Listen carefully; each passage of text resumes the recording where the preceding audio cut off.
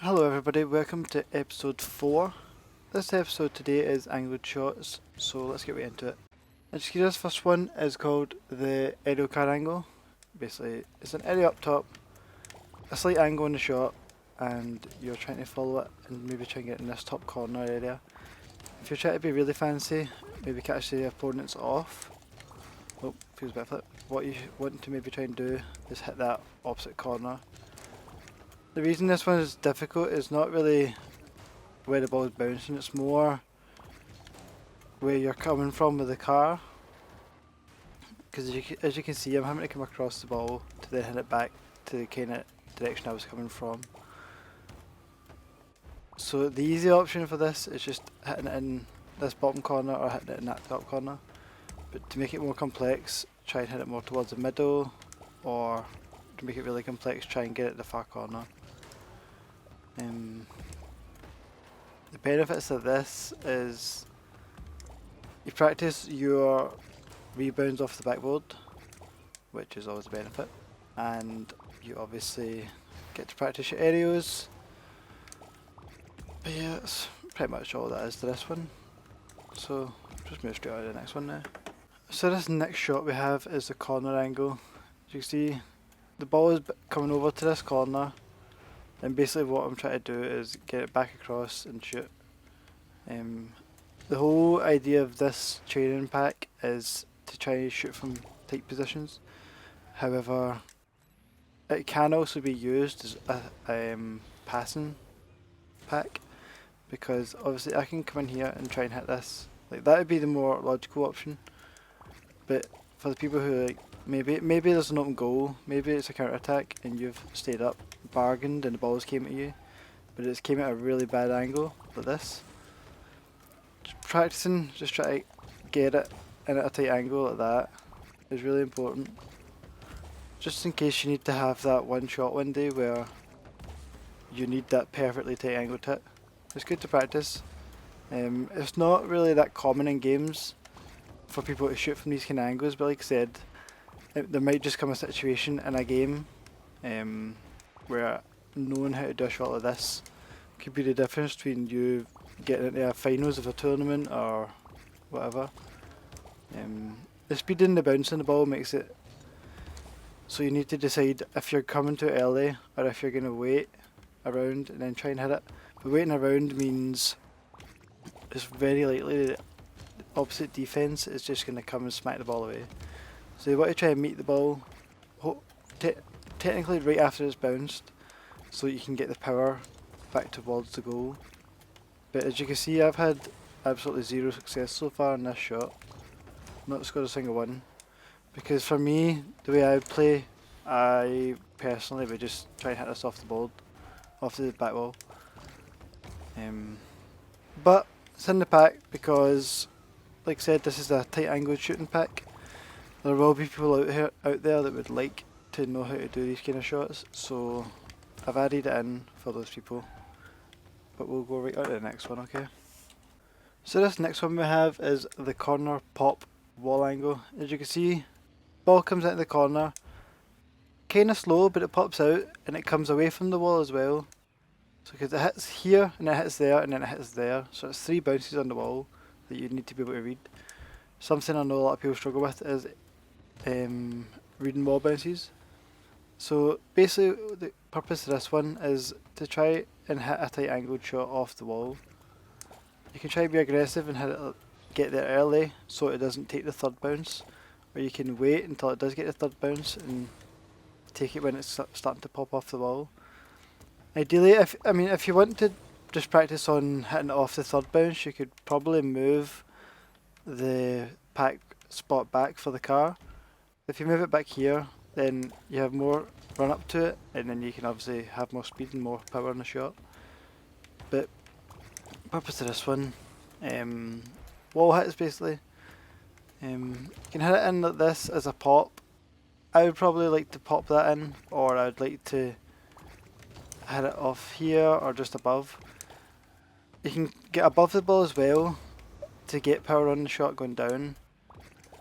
Again, it's kind of hard, well it's not kind of hard, it is pretty hard to be able to get the right amount of power in this particular one I've set up. So maybe I would suggest trying to practice just popping these shots, just making them float, getting height. If you get better at it, or you can maybe tweak the speed of the ball a little bit so that the ball pops out a teeny bit more from the wall, and then obviously you can practice getting that tight angled wall shot a bit better. But yeah, that is us done with this one, so we'll go to the next one. So this next one we're going to be doing is the rolling diagonal. It's something that you see common in a game. The difficult part is kind of the fact that you and the ball are both driving towards one side of the pitch. So you're going to have to basically shift the momentum of the ball back the opposite way. What makes this difficult is, like I just said, the positioning of the car. It's not really as such to shot the ball. You just need to practice maybe getting around the ball in time, or if you're trying to make it really difficult, just keep following the ball and then try and hit it late. The later you hit it, the tighter the angle. So if I left it all the way out, I'll let it roll out. If I left it all the way over here, as you can see, I've totally lost the angle for a shot there. Like, it just wasn't possible to get a shot without missing just wide. So generally, I mean, you could try and leave it as late as possible, just fiddle with it a little bit, so you can practice your angles. You can also just practice little layup hits like this. In games, you might not necessarily always hit the shot anyway, so having a little layup for practice might help, because you might look like you're going to take a shot and then you just pop it high, keeper's jumped once, and then you just follow up and actually score. But yeah, I've done this one, so we'll go to the next one now. So this next one is similar to the last one, although it's rolling towards the corner. I see this happen quite a few times in competitive play, where the ball is coming like this and you maybe just need to hit a tight angle shot like that. You just kind of cut off the ball. Sometimes I tend to use my drift a little bit to get around the ball, not get around the ball, to get a cut in the ball. These ones are more counteractive shots, counter-attacking shots, sorry. Maybe it's been a big hit down the pitch and you've been going to get the middle boost, so that gives you an advantage. If you can practice, just hitting them on target pretty much, because if you can, as long as you can get it on the target, you're causing issues. And to make it really difficult, you can try and hit it just wide. That was too wide, but if you can hit it, maybe even just off the post,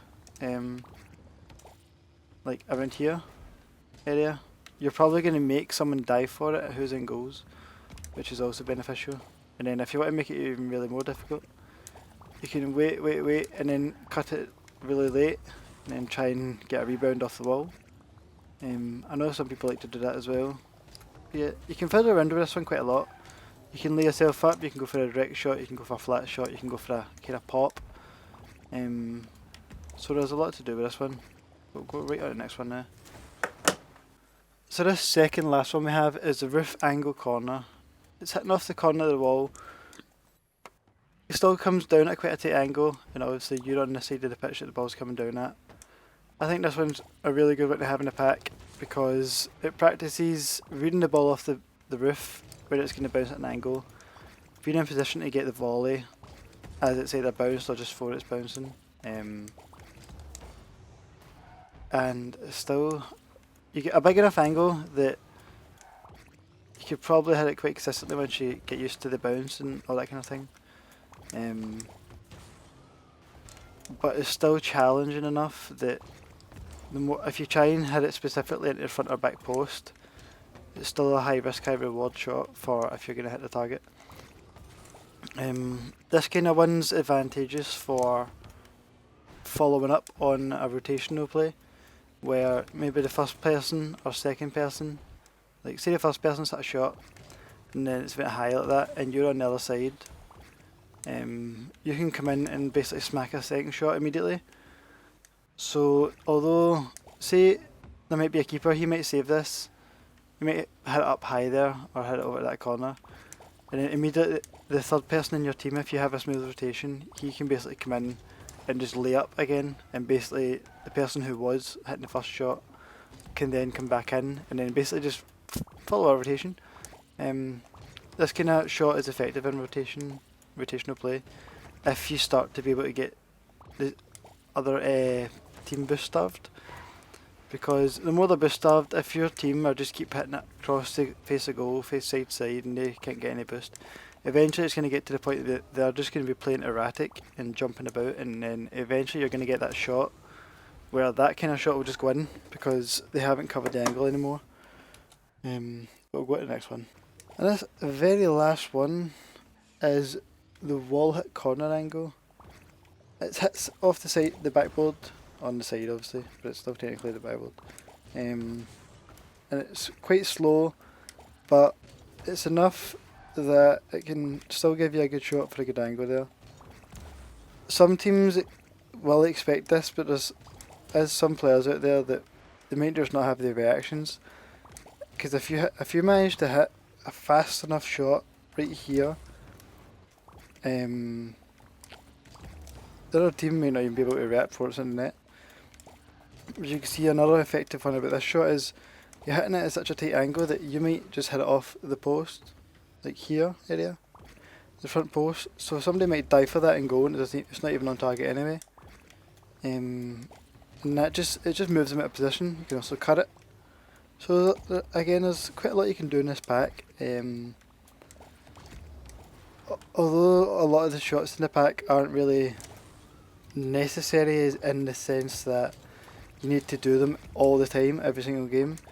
They're more situational, they only appear every now and then, but being able to hit the shots is a lot better than getting the opportunity and never have been able to practice it before because you never thought, oh, I hardly hit these kind of shots anyway, so what does it matter? Because in high level gameplay, those kind of shots can be the difference sometimes, just between winning and losing. But that's this pack done today. Thank you everybody who has been subscribing to the channel. All the views, I really appreciate all the support. Apologies for this video being quite a bit later than expected. I've been a little busy and training and stuff been going down with patches. But this one's up, and the next video I'm already going to be working on after I've uploaded this. Next one will be backboard rebounds specifically for aerials probably. It's been requested by a few pro players, so I'm going to get that one done and hopefully get that sent out to you as soon as possible. But thank you for watching. If you enjoyed the video, subscribe and like. If not, comment again and let me know why you didn't like it, and hopefully I can improve in the future. But I shall see you all later on.